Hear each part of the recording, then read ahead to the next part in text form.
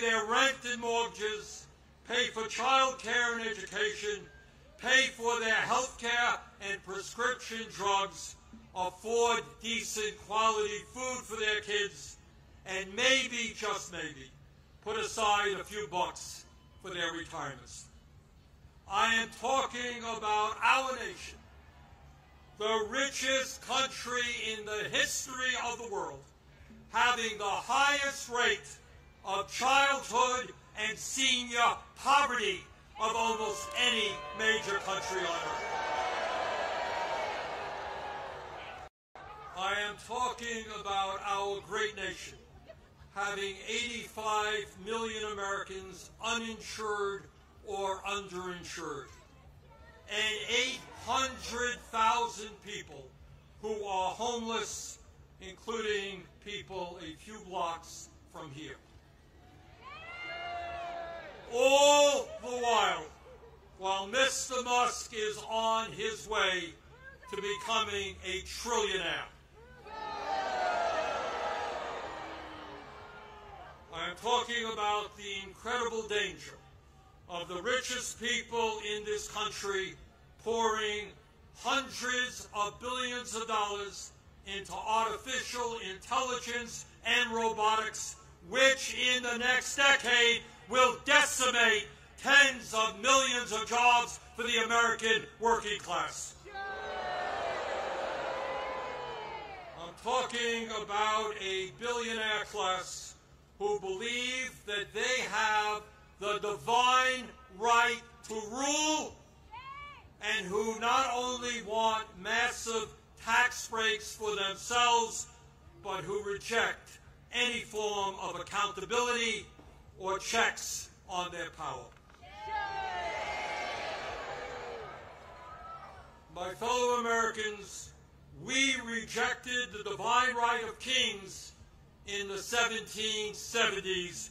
We will not accept the divine right of oligarchs today.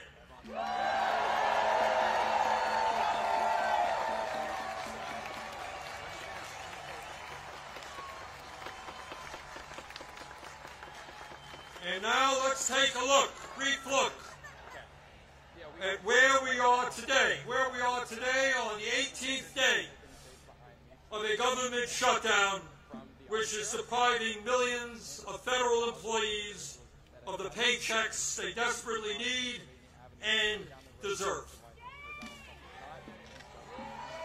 Let me cut to the chase and tell you exactly what this shutdown is all about. As a result of Trump's big, beautiful, disgraceful bill, which made massive cuts to Medicaid and the Affordable Care Act, 15 million low-income and working-class Americans are going to lose the health care they desperately need to stay alive.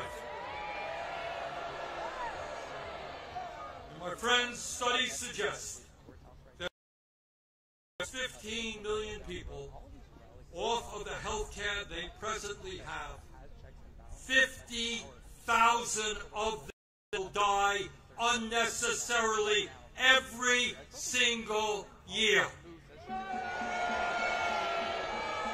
50,000 Americans will die unnecessarily every single year.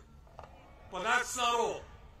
As a result of that same terrible piece of legislation, over 20 million Americans are going to see on average a doubling of their health insurance premiums through the Affordable Care Act. In my state of Vermont just the other day, people received notices from insurance companies that their health care premiums in some cases would triple or quadruple. And that is going on all over the country. At a time when we already pay, by far, the highest prices in the world for health care, millions of Americans are going to see outrageous increases in their health care premiums which they cannot afford. Why is that happening? Why are the Republicans making a broken healthcare system, a dysfunctional healthcare system, even worse? Why are they bringing our healthcare system to the verge of collapse? We all know the answer. We all know the answer. It was to give $1 trillion in tax breaks to Mr. Musk, Mr. Bezos, Mr. Ellison, and the rest of the 1%.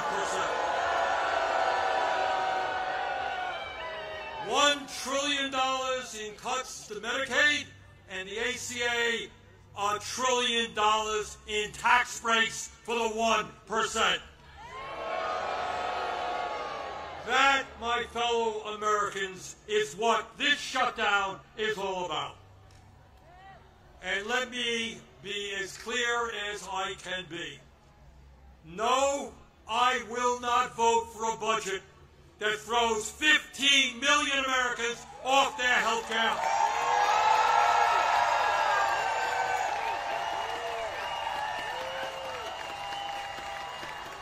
No, I will not vote for a budget that doubles premiums for 20 million Americans.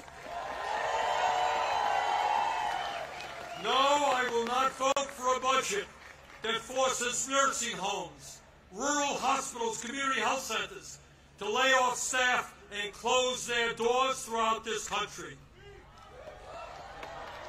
All to give huge tax breaks to the billionaire class. So today, right now, I say to my Republican colleagues, come back from your month vacation.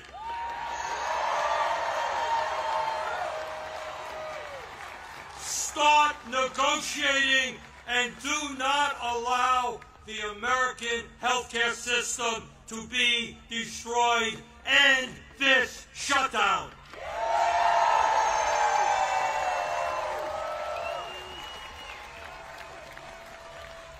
My fellow Americans, we are the greatest country in the history of the world.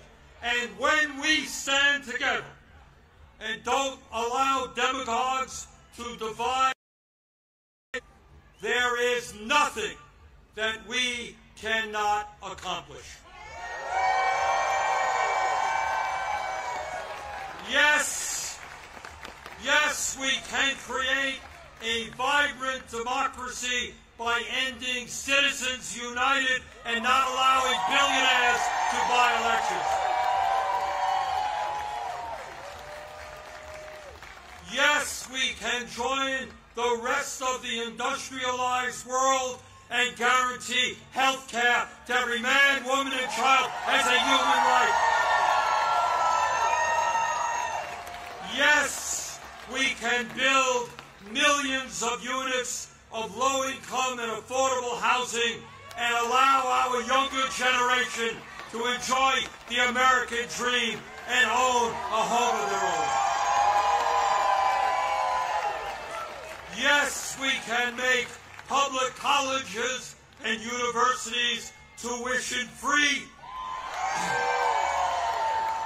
and have the best child care and public school system in the entire world. Yes, we can expand Social Security so that every senior in our country can retire with dignity. Yes, we can raise the minimum wage to a living wage and guarantee every worker the right to join a union.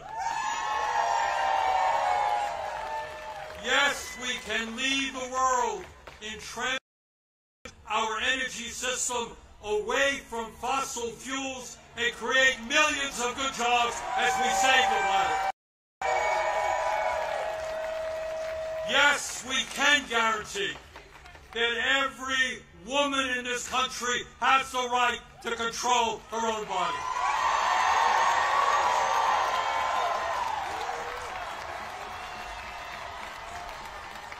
Yes, we can have a policy that guarantees that never again will American taxpayer dollars be used to starve children in Gaza or anyplace else.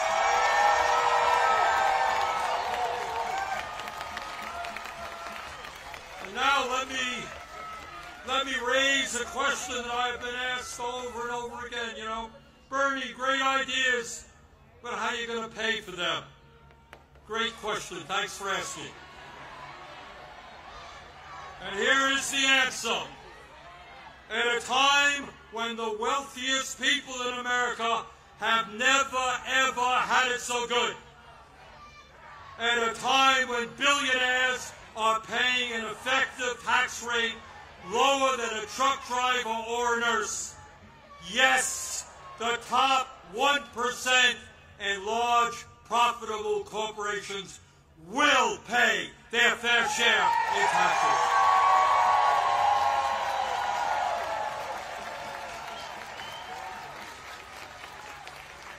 My fellow Americans, the establishment, including the corporate media and many of my colleagues in Congress, want you to believe that you are powerless. They want you to believe that you cannot change the status quo. But that is a lie. Throughout the history of our country, when Americans have stood up and fought for justice, they have prevailed.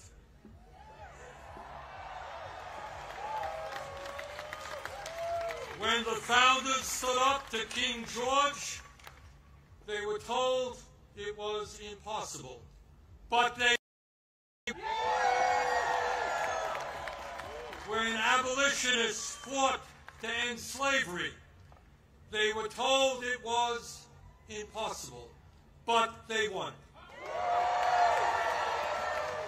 When workers organized to form unions and stood up to their bosses, they were told it was impossible, but they won.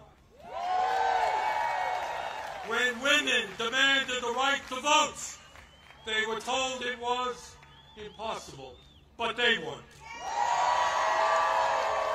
When black Americans fought to end segregation, they were told it was impossible, but they won.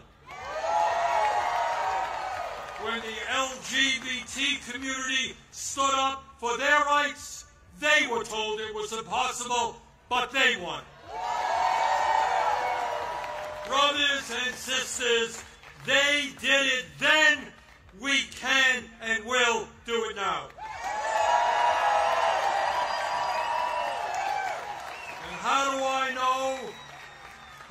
know that we will succeed? Take a look at this huge crowd right here in our nation's capital. But it is not just here, as I understand it today, October 18th, 2025, there are more people out on the streets in more communities all over our country than we have ever seen in American history.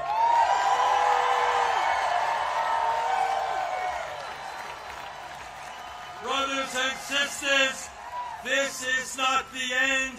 This is just the beginning.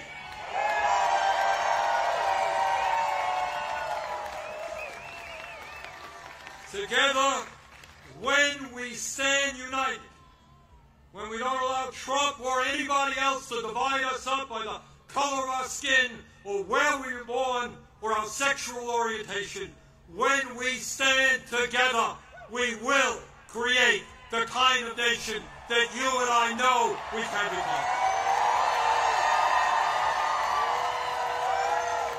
We can and will